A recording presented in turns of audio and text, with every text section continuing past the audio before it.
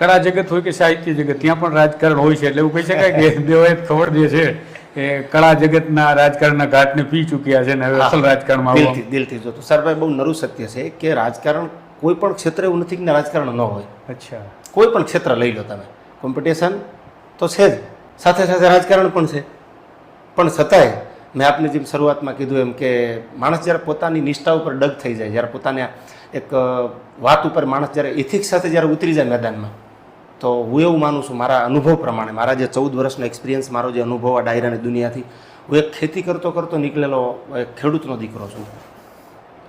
મારા mummy papa કે મારું આખું ફેમિલી કે કોઈ ગર્ભ શ્રીમંત નહોતા, એક ખેડૂત પરિવારમાં જ નીકળ્યો છું. છતાં એવું આજ સુધી મને ભગવાને પહોંચાડ્યો.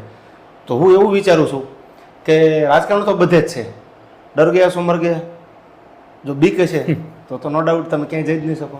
એટલે હવે કંઈક અંદરથી એવી ઈચ્છા જાગી છે, અને જો ભગવાનની કૃપા થાય અને બધાય મારા જે કાંઈ ચાહકો છે, મને જે ડાયરાની દુનિયાથી આજ સુધી મને એક સ્ટેજ ઉપર પહોંચાડ્યો છે, તો નો ડાઉટ શરૂઆત શ્રી ગણેશે કરશું આપણે.